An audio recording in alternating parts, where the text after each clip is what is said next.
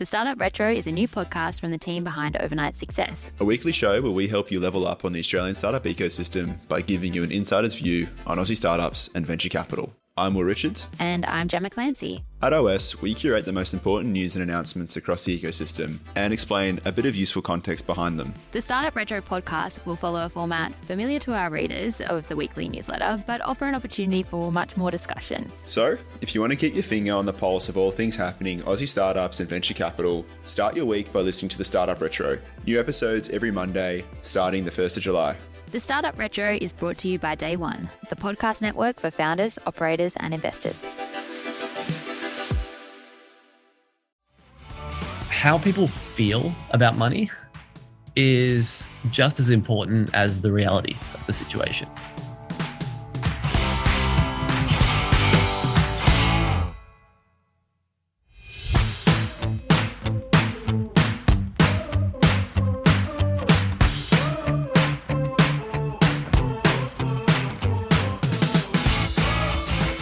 Welcome to Fintechfun.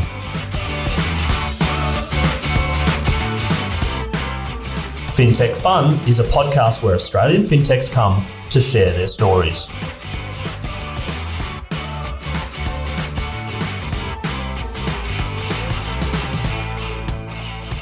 Hi, it's Chris Titley here. As part of the Fintechfun podcast series, I'm joined by Xavier Shay, CEO of Up. Xavier, thanks so much for being part of this series. Thanks for having me. Xavier, let's talk about Up Bank. It's a very well-known brand within digital banking and banking in Australia, and it's been emerging over the last couple of years. Can you give us a bit of history of Up and how you and your background have intertwined into where you are now? Yeah, well, so Up started we're looking around at the banking space in Australia, and there was a real void of, there was a product that we wanted to exist that didn't exist, which was a bank that we could actually love, a bank that helped people save money without being too boring about it. And so we set out to build it. And, 4 or 5 years later, here we are. My personal background, I worked with one of the co-founders, Dom. Actually, I worked with both of the co-founders, Dom and Tomo, probably 15 years ago at a previous company. And then I was actually over in San Francisco working at Square for probably 7 years. And then I came back to Australia 4 years ago and called up Dom, said, "Hey, Dom, what are you doing?" He said, "Oh, this Up thing. This is right sort of when it was getting started." I said, "Oh, that sounds pretty cool. Can I come help out with that?" He said, "Yep." And so that's kind of how I got involved. And then sort of that sort of progressed. And as the company grew and I sort of got a lot more involved in the management side of things. That's sort of my background, sort of leadership at tech companies. And then through the transition to working with Bendigo, I sort of stepped into the CEO role. So yeah, that's sort of how we came to be where we are, I guess. That's it. And being part of this, the growth and the explosive nature, you would have seen that at Square as well. Can you talk about the energy levels and I suppose the engagement and feedback loops in regards to building out new products and how that's been exciting over the last couple of years? Yeah, I mean, the response has been phenomenal. We've got 500,000 customers at the moment, and they're extremely vocal in what they like, and also tell us what they don't like, which is good, right? We're trying to build things that our customers want, and so I think that just creates this real energy where it energizes the team. Everybody from the support team loves interacting with our customers. The engineers love building the stuff. Our designers love designing the stuff, and I think that love for the work and that connection with customers is actually, it shines through in the product that we're building. I think the most recent example, so we launched Maybuy this week, which is sort of a savings feature to help you buy stuff you want with money you actually have. And the response to that has just been incredible. People really like the feature, but they also like that we built it. They like that, hey, my bank's actually helping me get ahead with some things that I didn't even know I needed this feature, but it turned out I did. And that love for what and respect for what we're doing, I think, I think it's just really powerful. And the engineering or the idea that someone comes up with this, that someone has to sit in a room and say, what about this idea? What about this? What about that? What about this? And to try and get those ideas to an actual product and then get the feedback on the product. And as you said, the feedback on this particular product has has been amazing. Can you talk through the secret sauce? A lot of people want to know the secret sauce of Up. It's basic banking, but it's banking how some people want banking to be done, and people like from that feedback from Mayby saying, "Oh, this is common sense, but it's done so well." So there must be a secret sauce. Yeah, and well, I really think that the trick to it is fundamentally we have a really strong culture of trust. And I'll unpack that a little bit, but I'll take what you just said there about how it seems like common sense. Yeah, after we did it, I think there are lots of ideas and there are lots of good ideas, but taking a good idea and really honing it into a great idea, it takes a lot of it takes a lot of iteration and a lot of critique and a lot of, hey, we tried the first 4 versions of this, didn't feel quite right. It takes a lot of being able to, either if you're the designer designing it or if you're an engineer building it, and maybe it's not quite ready yet, but it takes vulnerability to put that out there internally to say, hey, I've got this thing and I'm not happy with it yet. Or maybe I am happy, but maybe you're not happy. And I have that trust where I can tell you, hey, it's not quite right yet. And I think that's something that we've really deliberately cultivated inside Ferocia and Up, is that, trust in each other as humans that then helps us really refine and iterate on these ideas. Because a lot of people think that, you just have great ideas and, it just sort of happens. But no, having a great idea, there's lots of bad ideas that you have to have for a great one. And then you have to iterate so much to really hone that great idea. And when it comes to the features, like what you've mentioned before, and the testing and the public feedback, can you talk about some of the ones that haven't worked so well and some of the ones that actually, the features that people go, oh, well, that's great, but actually, no, I don't really need that. I mean, there must have been some sort of failures along the way. Well, failures is probably a too harsh a word. No, that's a great question. I'm not sure if I have a good answer off the top of my head for that one, to be honest. I'm sure there are. That's okay. Yeah.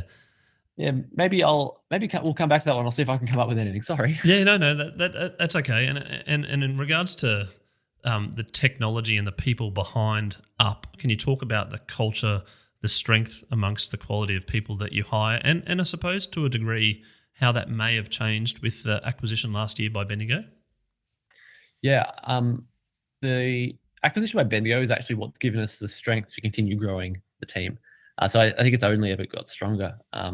The acquisition with Bendigo has been really well done, in my opinion, from their side, in that they said, look, we've got this really strong shared set of values about what we're trying to do in Australia around, community and environment and being an ethical bank and all that sort of stuff. And so very, very strong alignment there, but a recognition that sort of we do have different ways of working. I mean, they're a 7,000 person company and we're a 100 person company. And rather than sort of try and blend them into this bland sort of middle ground, no, let's keep and encourage and support what we're respectively good at. And so that's feeling really, really strong and healthy at the moment. And yeah, I do think we've built an extremely strong team, a really strong and diverse team. And that comes from, increased investment in well, I think growing for us has been tricky because Ferocia historically has been a small company that wasn't growing very much. It was 20 people for 8 years. We're 100 now.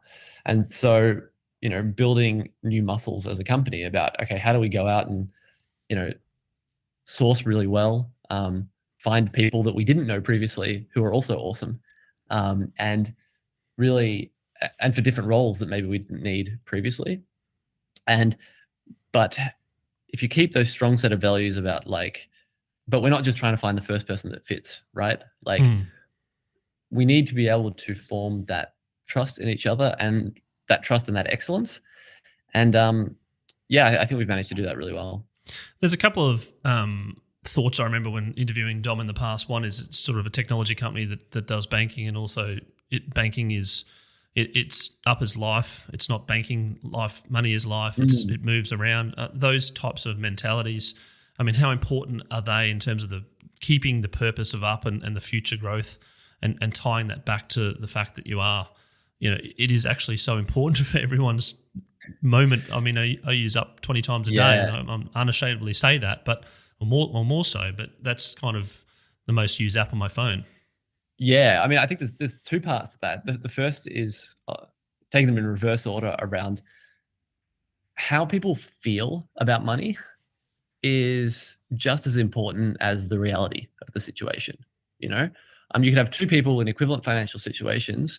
One is sort of feeling stressed and like, oh, I'm on the edge. I don't really know where everything's going. The other could be, no, actually, maybe I don't have a lot of money coming in, but I can see it all going out, and I feel very strongly about where I'm at. That feeling, it doesn't just come from features. Features is part of it, but the other part comes from the like, how does it feel? How does it look? It's all this intangible stuff. And I think I've seen people write it off to be like, oh, they got this gimmicky brand and whatever. It's like, no, the brand is it's just one part, but it's a really important part that it helps alter how people can feel about money. I think that's really, really important, and that's really critical to our ongoing success. So we absolutely can't lose that. And sorry, you keep going. Oh, I was going to jump onto the second part of your question around technology and that technology focus, and yeah, that's really critical. I see it as sort of being a tech company, if you like, is super important. But the way I think about a tech company is it's not just you hire a lot of engineers, right? That's kind of the easy version of it. But for me, it's more about, does everybody in the company, and in particular, a large proportion of your senior management, do they have a really good gut feel for how technology works and what technology can do for customers and the business? So example I like to give here is all of our support team who are talking to customers day in, day out, they have a really keen sense of, if they're doing a rote task over and over and over again, they start getting mad because they're like, I know a computer can do this. And they've got a really direct line into engineers or product designers or whoever they need to actually solve that problem. So they know the problem can be solved. And I think that's really important because, one, it helps with morale and giving people really good tools. That helps them give great experience to customers. But from a business perspective, if you'll excuse me getting into the wonky bit of it for a little bit, it helps keep our efficiency really high and our costs low, right? I think a lot of businesses, a lot of the costs you end up blowing out in manual processes. And a lot of that comes from both a combination of maybe some understaffing on the engineering investment, but also people not even knowing what's possible or not having that ignorance default to a degree, you think? It's ignorant has connotations that I don't really love because it implies that they should know otherwise. But for me, it's just and I think this is part of it is how you structure the organization. Like, we structured it so that our support team has a really close interaction with our engineering team. They're not abstracted through 5 different layers. And so even if you come into this business not knowing anything about engineering, you can pick it up and you can develop it. And we've got a critical mass so that you'll start picking up that thing. So that sort of critical mass of people understanding what technology can do, for me, that's really critical. There's a lot of love about Up in regards to the customer feedback and the loops that you get. And we've spoken about this before, but I suppose what's the biggest challenge for you then to keep that momentum going into acquiring new customers and going from 500,000 customers to 1 million customers, and the hiccups that you've seen along the way? I think the biggest problem we're trying to solve there is fundamentally people see us as switching banks and they see that as a big thing. Now, in reality, you can download the app, get through it in 3 minutes, sign up, have an account. You don't need to close down your old account. You can have it there. And if you don't use it, well, you're not accumulating any fees. So like, the actual switching cost is quite low, but the perceived switching cost is very high. And that's something that I think we will continually struggle with. I think that's a structural feature of, at least for the foreseeable future, for banking in Australia. But, I think the more that we can get out there, like 2/3 of our growth comes from referrals, comes from people telling their friends. And honestly, that's how it should be, right? Like, if we're not good enough for you to rave about to your friends, then what are we doing here? So yes, I think that issue around that switching cost, that's sort of the biggest headwind that we have. But I think just keep investing in those tailwinds about getting that referral growth, I think is how we're going to continue to be successful growth-wise. And then we do this interview in 12 months' time, and we sit here and we talk about the growth of the business. Where do you want to see up in 12 months' time? Or are you a micro, let's talk about 1 month's time, or a bigger picture, let's talk about what you're thinking? Yeah, so for me, I really think about, we are thinking big for Up. Like, Up is going to be a major player in Australian banking. I think a lot about how I want to get to the point where if you're a young person in Australia, you don't grow up in Australia without hearing about Up, right? Even if you don't end up using it for your primary banking, like that's the sort of reach that we're going for. Given the feedback we get from customers, I think we actually can be valuable to large numbers of people. So is that a year from now? It's probably going to take a little bit longer than that, but I'll every month I'm sort of asking, can we do it faster? Can we do it faster? Excellent. Now let's switch a little bit to what I call the fun part of the Fintechfun podcast, which some people might view as not so fun. But let's talk about Xavier the person. What does Xavier do outside of Up? My understanding is you previously had a blog with you and your brother, early days, and a lot of transparency in regards to your views and what you were doing at the time. Can we talk a little bit about Touche? That was a long time ago. Dom loves talking about that. That's probably where you got that from. Yeah, I mean, that was a blog I did probably 15 years ago with my brother when we were both in our early 20s. But I think it was, for us, I realized that similar to what we're doing with, one of the things we're trying to do with Up, actually, that I'm going to tie the two together, if you'll forgive me, Go for it. is that there are a lot of topics that are kind of, they might be taboo, or they might just be a little bit difficult or uncomfortable to talk about. And I think money is one of them.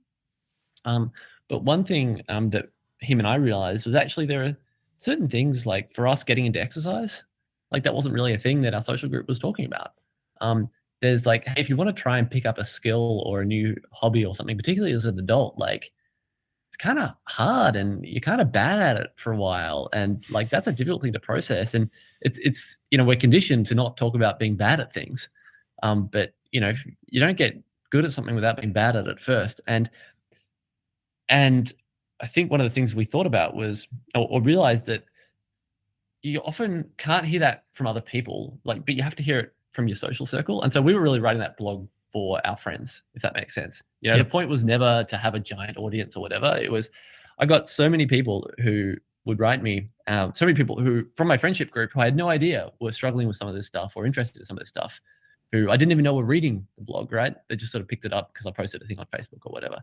So yeah, I'm really big into, how do we, learning in the open, I think, is a really important thing. So it's kind of where that came from. And on the topic of learning, have you learned how to wear shoes in the office yet? Because apparently you don't really wear shoes sometimes, or you're wearing these little sockets now, apparently. Is that right? I mean, if you go to somebody's house and they've got carpet, you don't want to wear shoes all over the carpet, do you? True. It's gross. You're right. Do you leave the shoes? So people leave their shoes at the door at Ferocia. Is that what happens? No, it's not required, but you're allowed. I think you want people to be comfortable at work as well. This is another important thing. I think people get a lot of, stuff going on around what a workplace should be and what a professional workplace looks like and whatever. And for me, it's actually, obviously professionalism is a thing and very important, but I think our conception of that needs to change, particularly if we're trying to do stuff like Up, where you want a lot of that sort of, you don't want it to feel stuffy and business-like, right? You want it to feel human. And if you have a work environment that doesn't feel human, there's no way you're going to create products to feel human, So for me, that's just one little small part of it. But I think there is, encouraging people to, wear stuff that they're comfortable in at work. Yep. It seems like a really obvious one to me. But I agree. Yeah. Like, I've been in sort of professional financial services for 20 years, and wearing a tracksuit and shorts and my joggers to work in this new role has just been a life changer in terms of feeling comfortable and clearer thinking. And it changes your work, it changes your work output. One final question for all the entrepreneurs out there, or founders or CEOs, of all your knowledge that you've accumulated over many years. What's some piece of advice that you can give to aspiring business leaders? That's a great question. I feel like I should have a pre-canned answer for that, but I think you really need to find your own voice. There's lots of people who have lots of opinions about how you should act and how you should do things. And for me, I've had the most success. It's like everybody is authentic in their own way. And I think being able to own that and realize like who you are and what you're bringing to the role. I mean, you mentioned that you've interviewed Dom on this podcast before. Him and I are very different people, right? And we bring very different things, but we're both successful, right? And I think that success comes from not trying to be somebody that we're not, and trying to lean into the things that we are good at. So, yeah, I don't know. Maybe that's a little bit fluffy for advice. No, I think it is in terms of finding. I mean, it takes a while to find your niche and find your values and your purpose about what you're doing. But I must admit, it as soon as you get closer to that in life, the better outcomes. I believe, anyway, broadly speaking. Xavier, thanks so much for giving us a bit of an update on Up and the progress, and also your history and how you're involved with the business, and also where you want to see Up. I very much appreciate it and really look forward to catching up. Yeah, my absolute pleasure. Thanks for having me. For more information on Sub 11, jump onto our LinkedIn or email me, chris@sub11.com.au. Thanks for listening.